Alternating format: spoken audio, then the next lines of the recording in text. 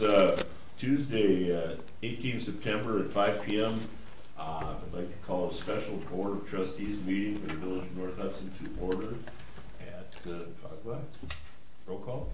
Trustee Leaf. Here. Matz. Here. Nelson. Here. Pike. Here. President Wecken. Here. Trustee Zeiss. Here. And Zappa. Absent. Item 2 is the purchase of a 2019 Ford Explorer police policy. Police interceptor discussion and approval requested. Do we have a motion? And a second, please. Dan, can I authorize the purchase of a 2019 Ford Police Interceptor SUV from Hudson Ford and the purchase, installation, and removal of equipment to outfit the squads in an amount not to exceed $37,000, with $25,000 coming from the Police Department Vehicle Assigned Fund and the remainder from the unassigned fund in 2019. Thank you, Brad. Is there a second? Second. Thank you, Kathy. Discussion. I'll let the chief give the. It looks like you did a good job outlining. The only one question I had was why not the 09 instead of the 10, and he's kind of explained it to me. Yeah, and for the most part, really, it's just related to mileage. The more mileage, the 2009 is the black unmarked that I drove prior to this one, so it doesn't get as much wear and tear on it, and so they last longer. Typically, the ones that are assigned to me, we've been able to get closer to 10 years.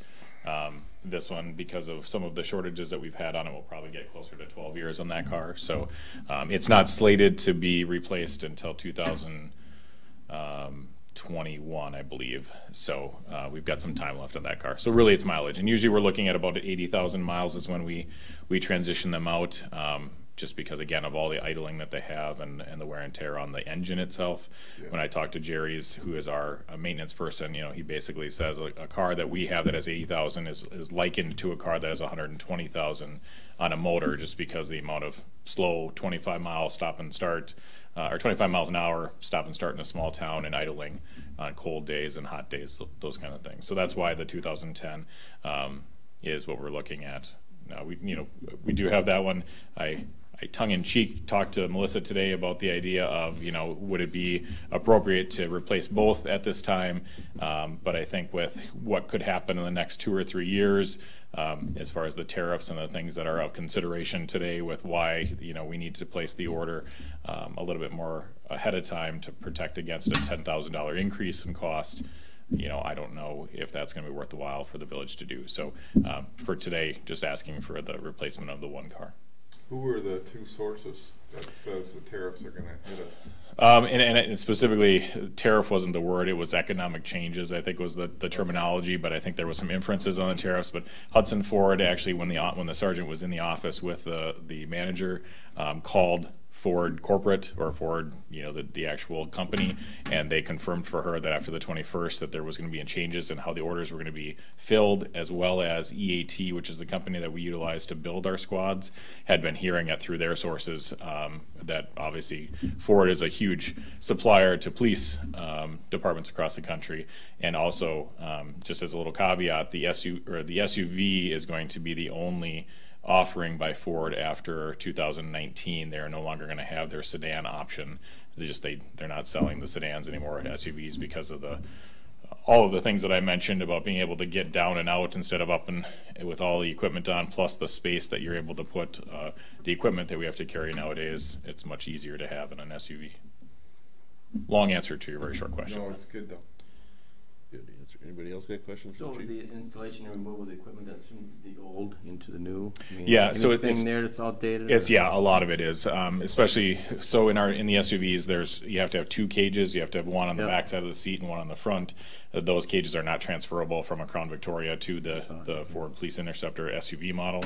That would be the tearing down of the old squad, rekeying the old squad, because all of our squads are keyed the same, and we can't sell a car with a key that has the same key as one of our cars, our squads, and then to rebuild it with some new equipment. There is some equipment that can be used again, so it's not all new going into the SUV. It's just a matter of those things that aren't transferable between the 2 cars.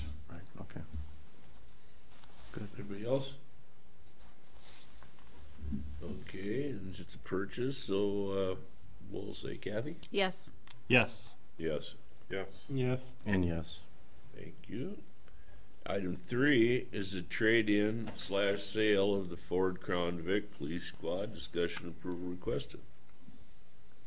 Stan, can I authorize this, or move to authorize the sale or trade-in of the 2010 Ford Police Interceptor? Thank you, Brian. Is there a second? Second. Thank you, Kathy. There's been a motion and a second to trade-in sale of the Ford Crown Victoria Police Squad. Can we run this on auction?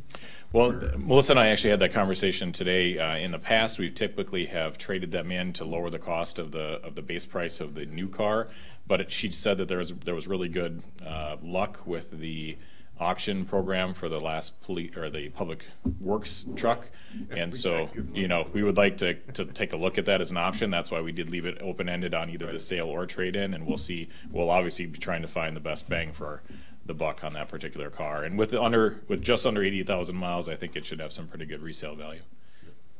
No, sounds good. Any other questions or comments?